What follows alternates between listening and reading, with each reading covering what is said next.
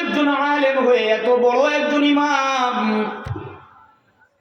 ইনি এত বেশি খাইলেন, কেন খাইলেন এটা আমার বুঝে আসে না। আমার মাথায় কেমন যেন প্রশ্ন শুধু দাদা করে। দ্বিতীয় নাম্বারে, তোমার ওস্তাদ রাত্রিবেলায় তাহাজ্জুদ পড়বে, যার কারণে আমি দরজার বাহিরে এক জগ পানি দিয়ে দিলাম, এক বর্তন পানি দিয়ে রাখলাম, যদি ওযু ভেঙে যায় তাহলে ওযু করে নামাজে দাঁড়িয়ে যাবে। আমি ফজরের আযানের পরে দেখলাম তোমার ওস্তাদ পানিতে হাত দেয় নাই, পানি যে অবস্থায় সেই অবস্থায় রয়েছে, তার মানে হলো সারা রাত তোমার ওস্তাদ ঘুমিয়েছে। এত বড় একজন ইমাম, এরপরেও তিনি কেমন ভাবে সারা রাত ঘুমাইলেন এটা আমার বুঝে আসে না। আব্বু, তোমার উস্তাদের কাছে প্রশ্নটা করো। 3 নাম্বার আমার প্রশ্ন, মসজিদে গিয়ে ফজরের নামাজ আদায় করেছে, ইশরাকের নামাজ আদায় না করে কিভাবে মসজিদ থেকে বের হয়? এটা আবার বড় ইমাম, এটা আমার ভিতরে শুধু ঘুরপাক খায়। 3টা প্রশ্ন করো। বাবার কাছে মেয়ে কথাগুলো সহজেই বলেছে, ছাত্র ওস্তাদের কাছে এত সহজে কি বলা সম্ভব? জোরে বলেন।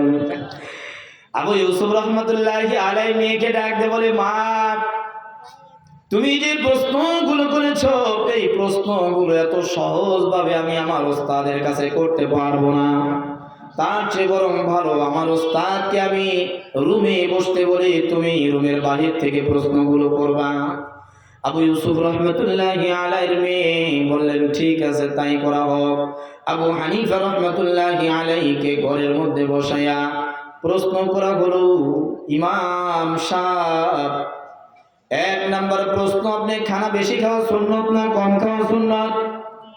ইমামে আযম আবু হানিফা রাহমাতুল্লাহি আলাইহি বলেন, মারে, ইসলামের মধ্যে কম খাওয়া সুন্নত, তাহলে আপনি কেন এত বেশি খাইলেন এটা আমি জানতে চাই।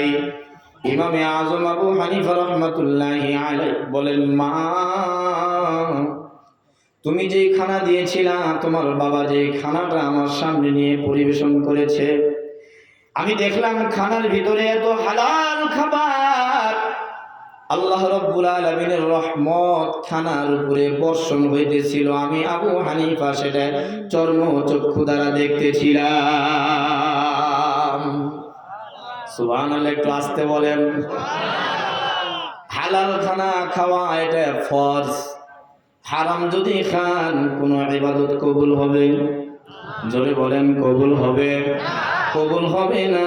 তাহলে সুদের উপরে টাকা নিয়ে ব্যবসা বাণিজ্য করলে সেটা বুঝে জায়েজ।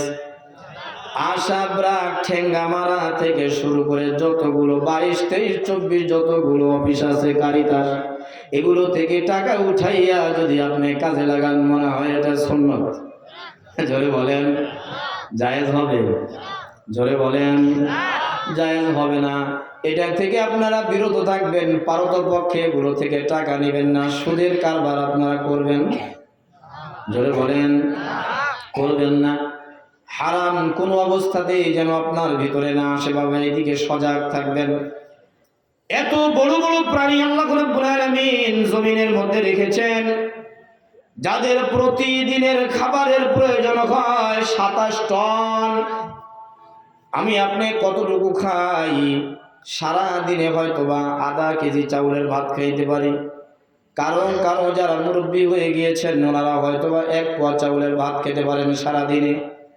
1 পোয়া চাউলের ভাত যদি আপনাকে হারাম খেতে হয়, আপনার চাইতে আহামক আর বোকা এই জমিনে আর কেউ থাকতে পারে না। ইমামে আযম আবু হানিফা রাহমাতুল্লাহি আলাইহি তিনি ডাকতে বলেন, মা, তুমি যে খানা দিয়েছিলা এই খানার মধ্যে এমন বরকত, আল্লাহ রাব্বুল আলামিনের রহমতগুলো নাজিল হইতেছিল, বরকতগুলো বর্ষণ হইতেছিল।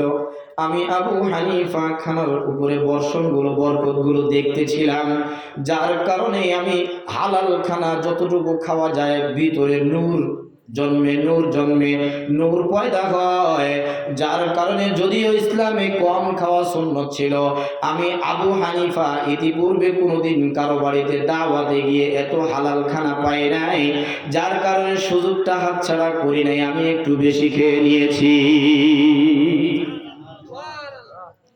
দ্বিতীয় নাম্বার প্রশ্ন,